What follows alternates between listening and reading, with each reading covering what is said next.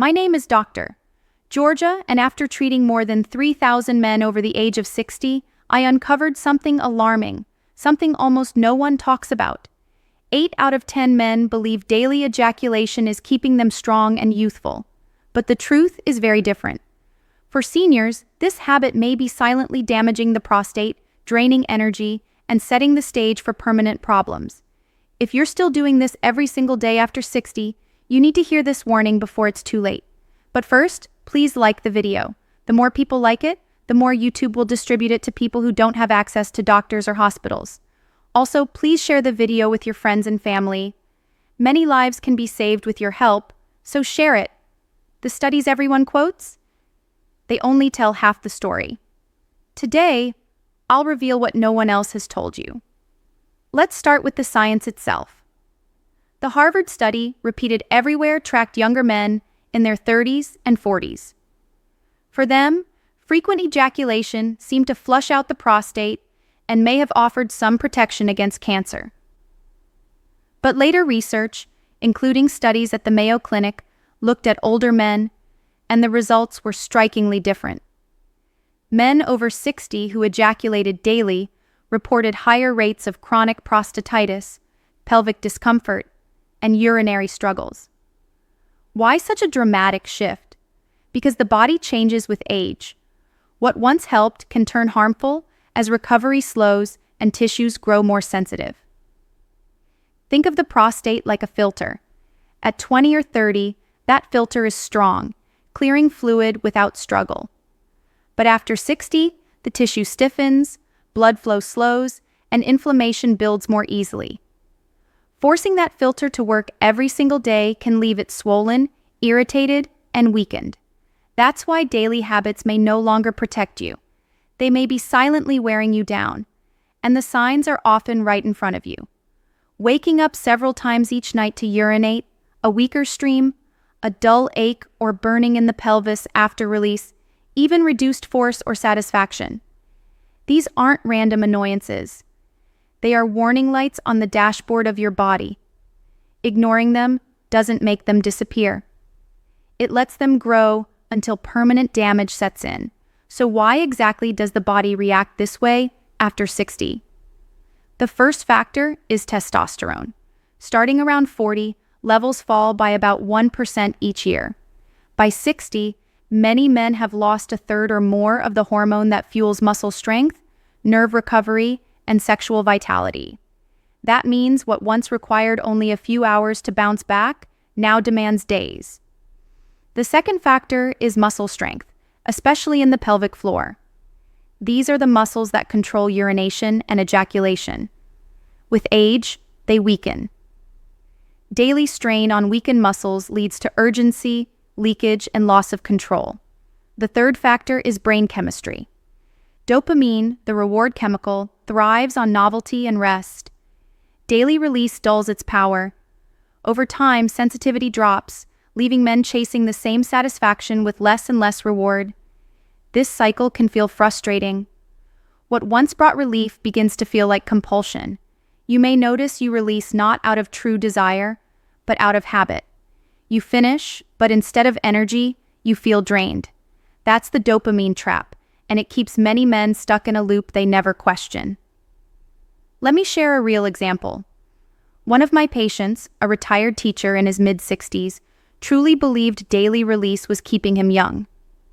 At first, he felt fine, but by 65, he was waking up 3 times a night to urinate, struggling with weaker erections, and noticing a constant ache in his pelvis. When I suggested cutting back, he laughed and told me it was impossible. But within a month of reducing to 3 times per week, his nighttime bathroom trips slowed down, his energy returned, and his erections became stronger. His wife even remarked that intimacy felt more meaningful and less rushed. His story is not rare. It's exactly what happens when men finally listen to their bodies instead of clinging to old habits. So, what should balance actually look like? For men in their early 60s, 2 to 3 times per week is usually a healthy rhythm. In the late 60s, once or twice is enough. After 70, the best guide is your own body. Sometimes more, sometimes less, but always with space to recover. The one rule that never changes is this: allow at least 48 hours between releases. That window lets the prostate settle, hormones recalibrate, and muscles recharge. Think of it like exercise. Walking 3 times a week strengthens your heart, but running a marathon every single day breaks it down. Your prostate works the very same way. Moderation builds resilience. Overuse creates weakness. And it's not just about how often. It's about how you care for your whole body. Nutrition plays a powerful role. Zinc strengthens the prostate. Vitamin D supports testosterone and immune health. Omega-3s reduce inflammation. Yet so many men are deficient in these key nutrients. Simple foods like pumpkin seeds, eggs, and salmon can restore balance. Supplements can help when diet falls short. Movement is equally powerful. 10 minutes of pelvic floor exercises, tightening and holding the same muscles you use to stop urination, can dramatically improve control. Add walking or light resistance training, and you boost circulation, protect your heart, and support stronger erections. You might be wondering, isn't frequent sex still supposed to be good for you? The answer is yes, when it's done in balance. Moderate intimacy improves circulation, lowers stress, and supports mental health. But daily compulsion in your 60s is very different. The Harvard study everyone repeats applied to younger men, not seniors, with slower recovery and lower hormones. For older men, the cost begins to outweigh the benefit. And that's the half of the story no one ever tells you. Here's the bottom line. After 60, daily ejaculation is not just a harmless routine. It inflames the prostate, weakens muscles, and dulls sensitivity. But slowing down restores balance. You sleep better, you think clearer, you feel more alive, and intimacy, rather than becoming a chore, becomes meaningful again. In the next section, I'll walk you through how to make this transition safely, without frustration or losing the closeness that intimacy brings. Because knowing the why is only half the journey. The how is what changes your life for good. So how do you make this transition safely without frustration or losing the closeness that intimacy brings? The first step is gradual reduction. If you've been releasing every day for years, your body and mind are conditioned to that rhythm. Cutting it off suddenly rarely works. It creates frustration, restlessness, and often relapse. Instead, begin slowly. Skip 1 day each week and let your body adjust. After 2 weeks, skip 2 days. Over time, the cycle resets. Intimacy no longer feels routine. It feels intentional. That alone makes it more rewarding. Think of it like breaking any long-standing habit. At first, the urge feels strong, almost automatic, but with time, you realize it was more about routine than true desire. By 60, your body needs recovery space. Allowing that space is not giving up. It's giving your body the chance to heal. The second step is creating structure. Choose intentional days for intimacy. Instead of daily release, plan for 2 or 3 specific days each week. On the other days, redirect your energy. Go for a walk, spend time with a hobby, or focus on relationships outside the bedroom. When intimacy is saved for chosen times, anticipation builds. The encounter itself becomes richer, both physically and emotionally. Nutrition forms the third pillar. Without the right nutrients, your prostate and hormones cannot recover properly. Zinc strengthens prostate tissue and supports healthy function. Foods like pumpkin seeds, oysters, and lean beef are excellent sources. Vitamin D from sunlight and fortified foods helps regulate testosterone and mood. Omega-3 fatty acids from fish and walnuts calm inflammation, protecting tissues from strain. Men who improve their diets often notice better recovery, stronger erections, and calmer urinary symptoms within weeks. Exercise ties everything together. Physical activity boosts circulation, strengthens muscles, and balances hormones. Pelvic floor training, sometimes called Kegels, is especially valuable. By tightening and holding the muscles you would use to stop urination, you improve control and enhance orgasm intensity. 10 minutes each day can make a noticeable difference.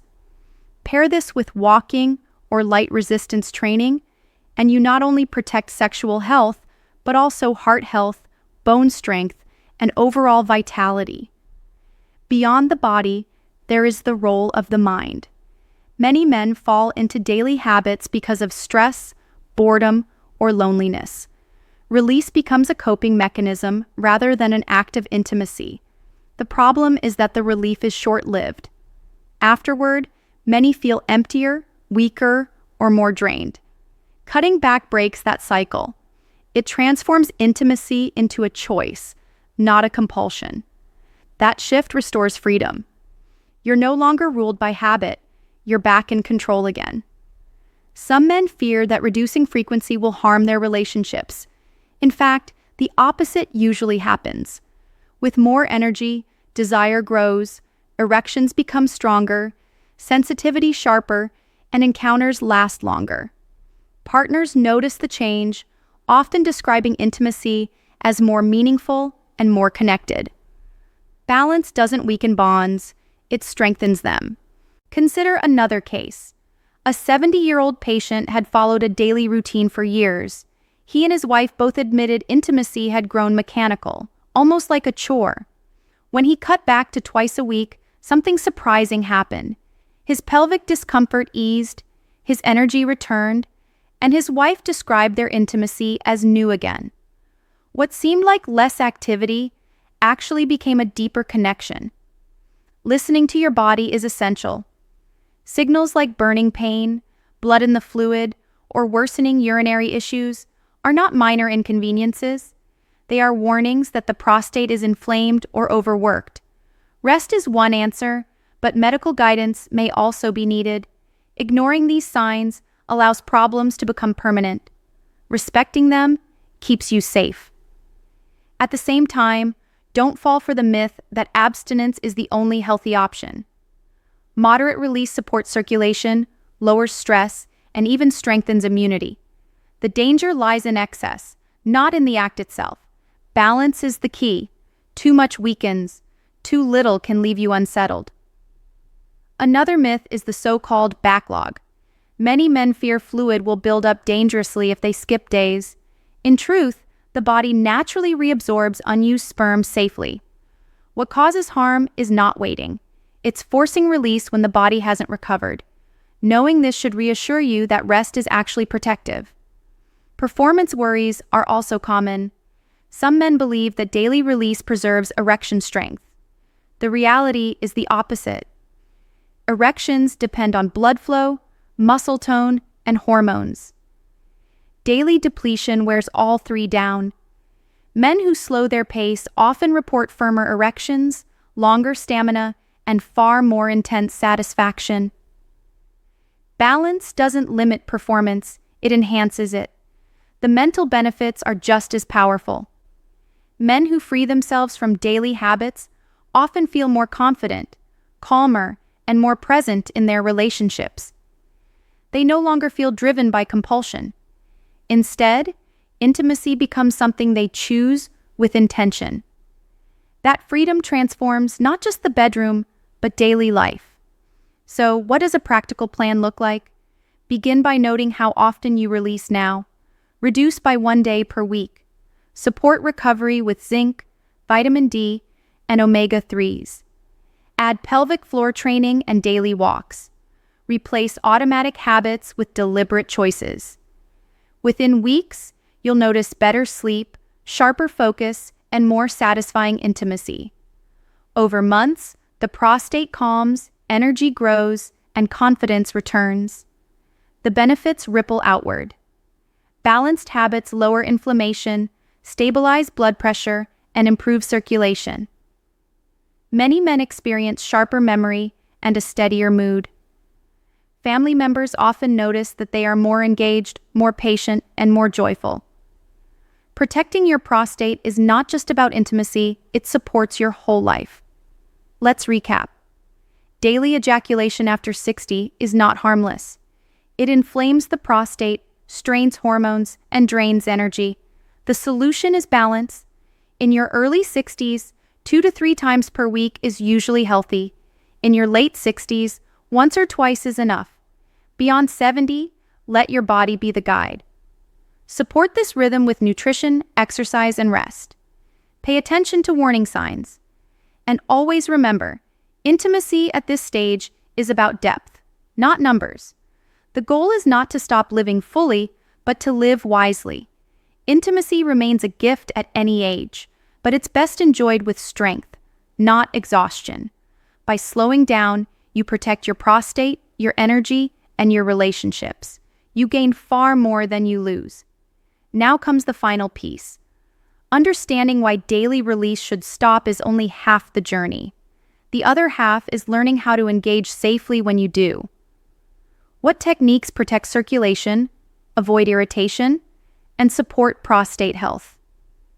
And when should you seek medical help if something feels wrong? I've explained all of this in the next video. Dr. Georgia explains how to masturbate safely after 60 and when to seek medical help. Watch it now, because knowing how to stop is important, but knowing how to do it safely is what ensures lasting health and vitality.